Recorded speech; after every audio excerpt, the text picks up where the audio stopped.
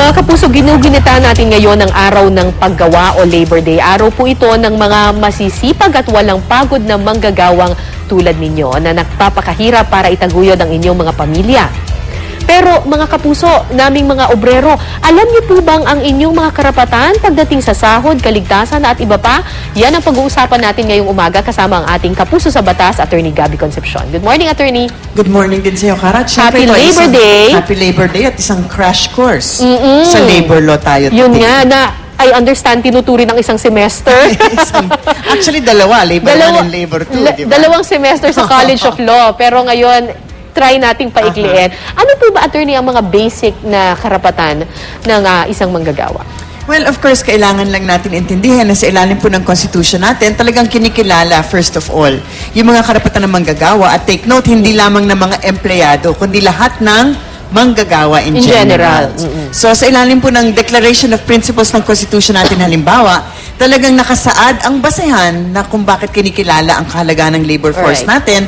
Kasi nga daw ito ang primary social economic force ng lipunan natin. At sa ilalim ng iba pang mga provision ng Constitution on social justice, talagang nakatakda rin ng mga basic na karapatan ng manggagawa. Halimbawa, ang security of tenure, humane conditions of work, and a living wage. Of course, pinagdedebatihan kung ano ba talaga ang living wage, diba? Correct. But of course, kinikilala din ang karapatan na mag-organisa, magkaroon ng mga collective bargaining agreement, at ang karapatan na magsagawa ng peaceful concerted activities, kasama na ang karapatan na mag-strike o mag-welga, na of course, yung iba, parang hindi nila masyadong type, di ba? Yung pagwiwelga na yan. So, kasama dito yung pag-form ng mga unions. Exactly. Pero yan pong mga karapatan yan, talagang nasa Constitution, so hindi pwedeng ipagbawal. Pero huwag kayo masyado matakot kasi talagang binabalanse, they try to balance naman yung karapatan din ng mga kapitalista o ng mga employer kasi pareho naman silang kinakailangan at indispensable for economic growth.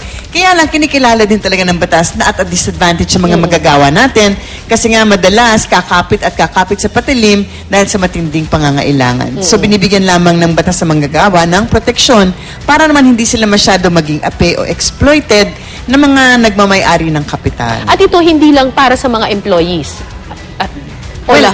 Kasi pag sinabi nating manggagawa, well, they are basically kasama pati managerial employees. Paano yung mga kunyari nasa bahay, mga ganyan? Ay, iba yun. Well, iba naman ang coverage. Pero we're talking about yung regular this time, employees. Yung mga regular yung mga contractual, kasama rin ba dyan? Yung mga contractual, di ba, katulad ng mga, halimbawa, madalas na nako-contract out, mga janitor, mga security guard. Well, actually, sa ilalim ng batas, dapat protektado sila kasi yung kung ano man ang dapat na natatanggap by way of protection, kung hindi nila mahabol from their kasi yung sa contractor nila, yung principal kung saan sila nagtatrabaho, doon principally liable. So kung hindi nila makuha doon sa kanilang contractor, dapat hahabulin din yung kumpanya kung saan sila naka-assign. Okay, Attorney, kanina sinabi ninyo isa sa mga karapatan ng manggagawa yung security of tenure. Paki-explica po kung... Well, yung security of tenure, actually parang malalaking salita, pero ang ibig sabihin lang yan, hindi ka pwedeng patalsikin sa trabaho ng ganun-ganun na lamang. Dapat may just or authorized causes at dapat idaan sa tamang proseso o yung tinatawag na due process. So yung just causes, ito usually yung mga reasons na nanggagaling mula dun sa empleyado. Halimbawa, mga pasaway. Diba? Yung palpak magtrabaho, yung mga nanggugulo, o yung mga nanloloko or guilty of fraud. Or hindi ginagawa talaga yung trabaho niya. Hindi ginagawa ang trabaho. So kung mga ganon, pwedeng patalsikin. Just cause yun. Just cause yun. O yung may dahilan para patalsikin sa trabaho. Yung mga authorized causes naman, yun yung pwedeng i-terminate ang employment na hindi naman talaga kasalanan ng employee. Halimbawa, kung nalulugi na yung kumpanya, hindi mo naman siya pwedeng i-require na gano'n.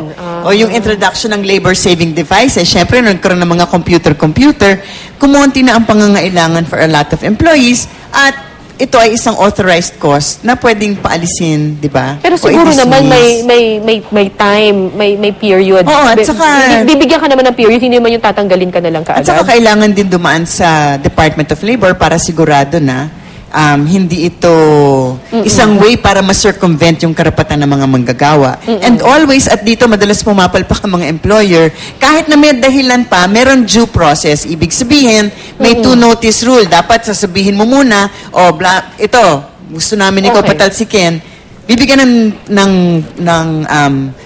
yung opportunity na depensa ng sarili. Tapos yung second notice, napag-isipan na namin, hindi, talsika talaga. Ayun. So yun ang requirement. Hindi pwedeng, umalis ka na ngayon din. Okay, attorney, paano naman yung work hours at saka work days? Talaga bang 8 hours ka lang dapat nagtatrabaho? Tapos talagang 5 days a week lang? Oo. Well, hindi naman talaga 5 days a week. Actually, 6. Ilan 6 batas natin, days. pag regular employees, yung rule is normal hours of work ay 8 oras sa isang araw. Dapat may break or rest period. Pag sumobra ng 8 oras sa isang araw, dapat may overtime pay. Alright. Kung ang trabaho ay between 10 p.m. at 6 p.m., dapat may night shift differential, which is 10%. Dapat may day off after working for 6 consecutive days. Dapat may isang May rest isang day. rest day. Although hindi necessary na Saturday or Sunday ang day off unless for Right. religious Oo. reasons kailangan a certain day. Ang requirement lamang na batas, dapat bigyan naman ng rest At day. least 1 day. One day. Kung nagtatrabaho naman during a regular holiday tulad ngayon, Katulad ngayon. Labor Day, dapat may holiday pay din. Ibig sabihin, pag pumasok kayo, doble ang matatanggap. Pero kung hindi pumasok, makakatanggap ng regular sahod o 100%. Although, sa implementing rules, dapat pumasok siya kahapon para matanggap to. Hindi pwede yung, tuhugin natin, di ba? Mag-absent ako today kasi holiday bukas. Pag ganun ang ginawa mo, hindi ka entitled sa holiday pay. Kasi nga Okay. naman, kawawa naman ng employer kung yung mga empleyado mag-a-absent. Kasi kunwari, paano kung long weekend, di ba? O paano kapag nag-overtime ka on a holiday?